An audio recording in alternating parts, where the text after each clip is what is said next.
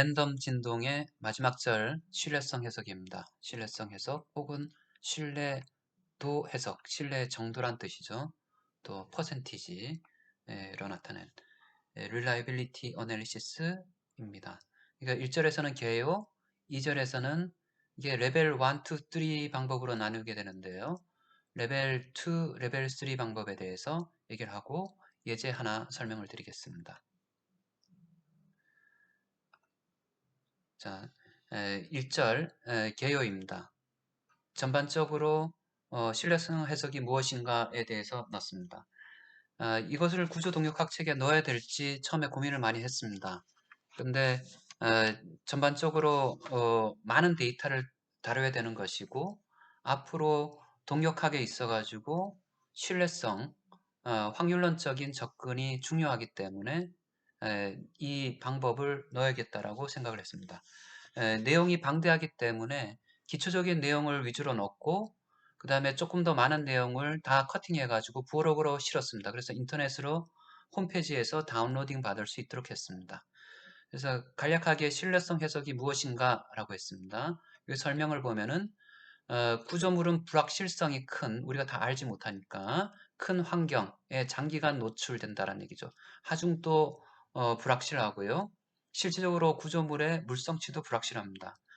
그런데 구조물의 성능 평가, 성능이 어느 정도 나오는가를 알기 위해서는 이러한 불확실성을 고려해야 될 필요성이 있다라는 얘기고요. 여기서 불확실성이란 무엇이냐라고 하면은 확실치 않은 값을 갖고 있다라고 했습니다. 예를 들어 가지고 구조물의 강도, 탄성 계수 이런 것들을 측정을 했는데 매번 실험할 때마다 다른 값이 나온다든가 아니면은 그 변동되는 값이 나오므로 어떤 값을 써야 될지 잘 모른다는 얘기죠. 그래서 구조 시스템의 불확실성, 일반적으로 우리가 구조공학에 사용하는 것은 세 가지 불확실성을 얘기합니다. 재료가 불확실하고요. 재료의 탄성 계수, 물성치, 밀도 혹은 단위 중량 이런 것들이 불확실하다는 얘기고요. 그 다음 치수, 기하학적인 불확실성, 치수가 불확실하다는 얘기고요. 여기 1.5cm라고 했는데 실제로 제가 보니까 1.6cm. 그 다음에 바깥에 작용하는 하중이 우리가 예측한 거하고 굉장히 불확실하게 이번에 오는 것이 변동성도 심하고 그 평균값도 굉장히 다르더라 입니다. 그래서 이러한 불확실성을 조금 더 합리적으로 정량화해서 고려할 수 있는 방법이 무엇이 있을까라고 해서 정량적으로 고려하는 방법을 확률론적으로 고려하는 방법을 신뢰성 해석, reliability analysis라고 합니다. 자, 신뢰성 해석은 구조물의 파괴 가능성을 정량적인 어떤 값으로 나타낸다는 것입니다. 기본적으로 기존에 있던 방법들은 안전하냐, 안 안전하냐, OK, NG 사인을 얘기했었는데요.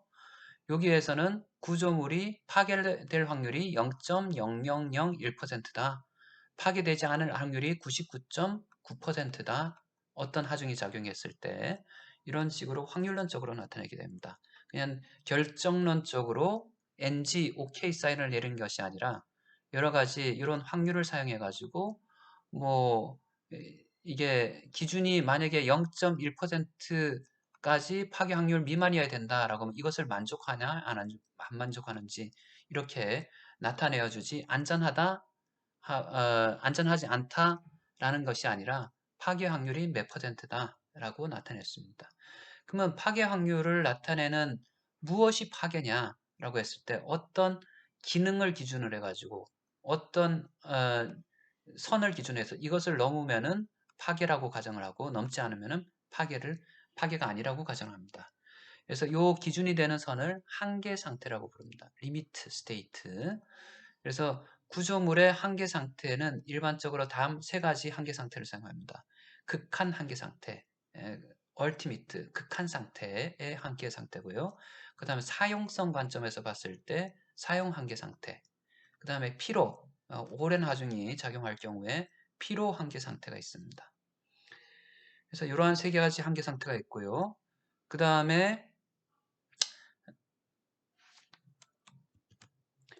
그 다음에 구조물이 파괴되는 모드가 여러 가지 형태, 뭐 전단 파괴, 휨 파괴, 여러 가지 파괴가 있을 경우에 각 파괴 모드에 대해서 허용 파괴 확률을 결정할 수가 있고요.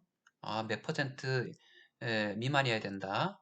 혹은 모든 파괴 확률에 대해서 뭐 허용 파괴 확률을 주어지고 이 허용 파괴 확률을 만족하는 사용 연수는 몇 년 이내에 이런 정도의, 만약에 100년 이내에서는 맞출 수 없지만은 50년 이내는 허용 파괴 확률 안에 든다. 사용기간. 그래서 사용 연수 혹은 내용 연수, 이펙티드 라이프를 결정할 수도 있습니다. 신뢰성 해석에서 좀 전에 한계 리미트 스테이트, 한계 상태를 정의를 하고 한계 상태를 나타내는 함수를 한계 상태 함수라고 하고, 보통 G라는 것을 써가지고 나타냅니다. G는 일반적으로 저항하는 resistance R과 하중, 바깥에서 가해주는 하중의 빼기를 나타냅니다. 자기의 캐퍼하고 바깥에서 가해주는 하중, 어느 게 더 크냐, 이 값이 0보다 작다 이러면 파괴를 나타내는 거고요. 0보다 크다 그러면은 안전을 나타냅니다. 파괴와 안전의 가운데 있는 선을 리미트 스테이트라 그러고, 그것을 함수로 나타낸 것을 상계 상태 리미트 스테이트 펑션이라고 합니다. LSF라고 합니다. 구조물의 저항, 캐퍼가 역량이 혹은 능력이 하중보다 클 때 안전하다라고 하고요. C 캐퍼시티하고 혹은 디맨드, 그래서 CDB라고도 일반적으로 나타나고 혹은 DC라고도 나타내죠. DCR, Demand Capacity Ratio, 내진 성능 평가에 주로 쓰는 건데요. 여기에서는 신뢰도 해석에서는 Resistance, 그 다음에 하중 Strength의 비로 나타낼 수가 있습니다. 그래서 안전하다, G값이 0보다 작을 때 안전하다고 하고, 0보다 작다 그러면은 이 값이 0보다 작을 확률을 파괴 확률이라고 부릅니다. 0보다 작을 확률을 파괴 확률. 0보다 크게 되면은 파괴가 되고요. 0보다 작을 확률, 얼마인가를 나타내는 겁니다. 0보다 작으면 파괴겠죠? 잘못 나타냈네요. R 값이 S 값보다 클 때 안전하고, R 값이 S 값보다 작으면은 불안전한 거죠. 그래서 절대 안전하고, 구조물이 파괴될 확률은 G 값이 0보다 작을 확률입니다. 지금 수정을 했는데 오타가 됐네요. 파괴 확률은 다음과 같이 G값이 0보다 작을 확률이고요.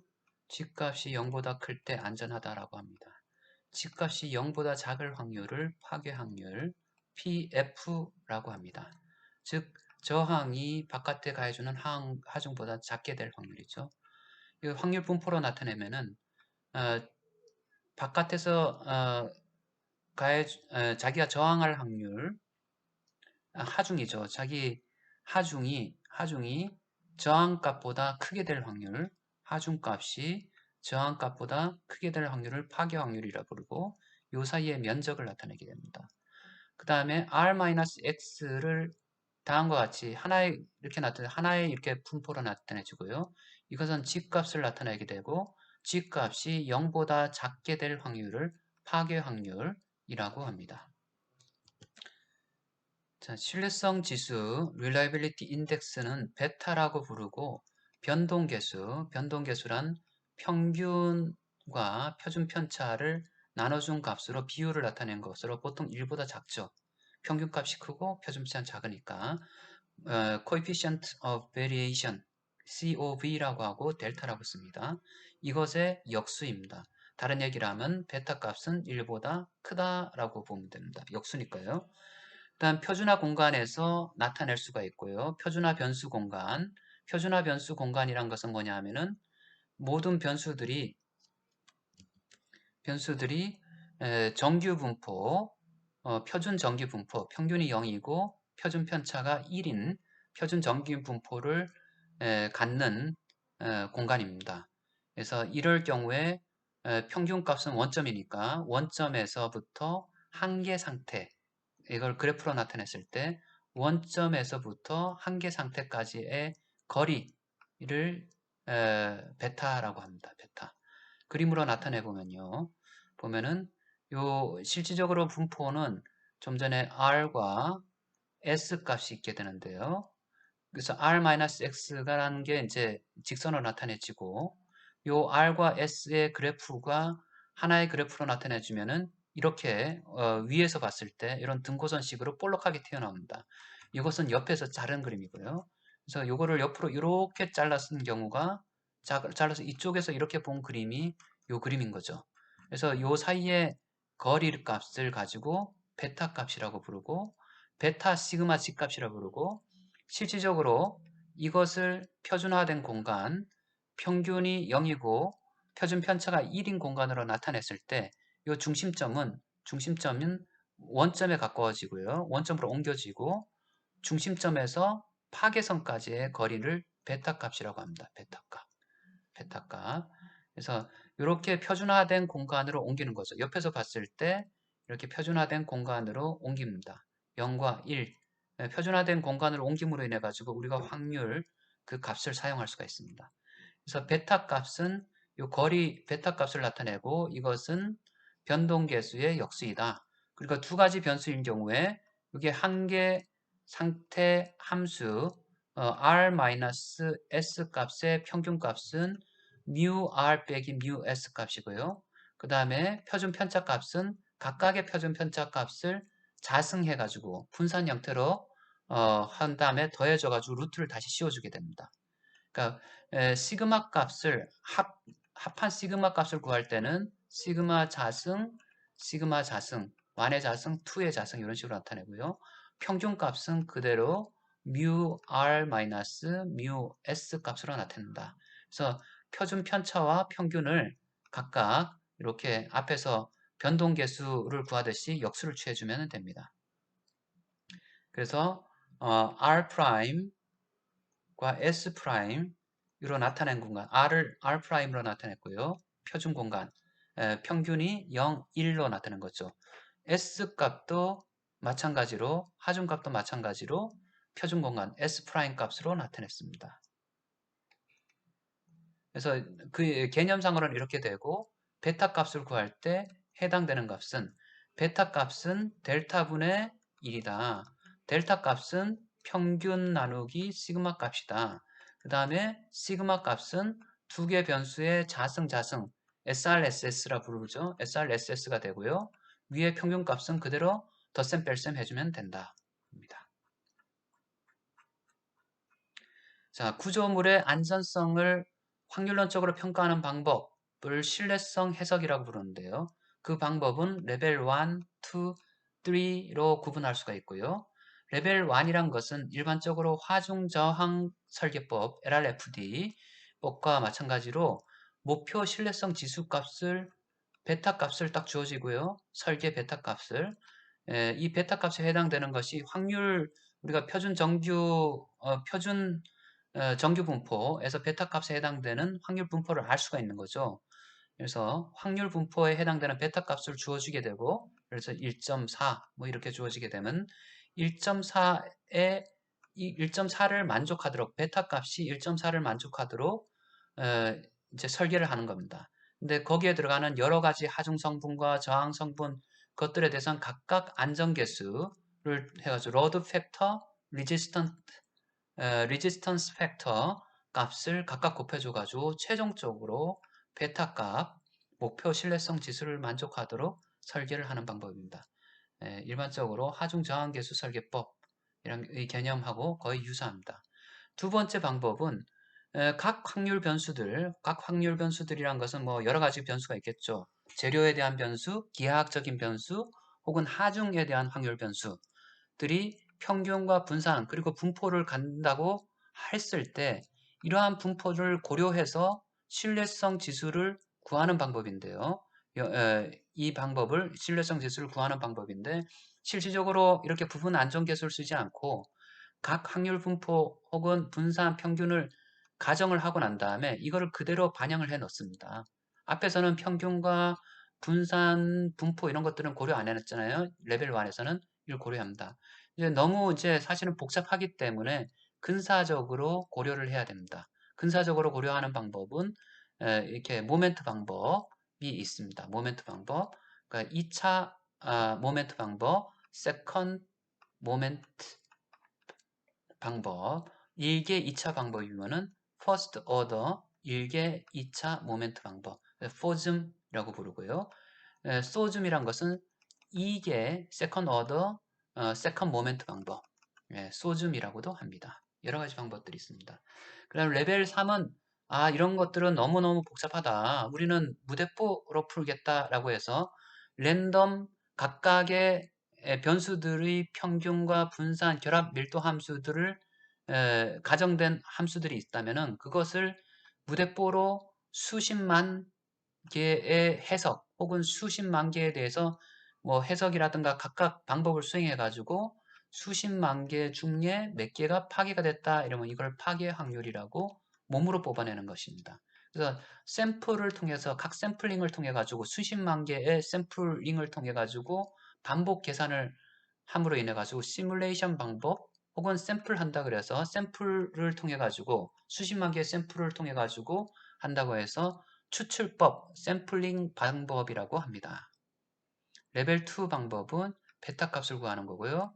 베타 값을 구하기 위해서 이것을 1차 함수 혹은 2차 함수 이렇게 곡선으로 나타내고 난 다음에 곡선하고 원점하고 가장 가까운 거리 베타 값을 구하는 겁니다.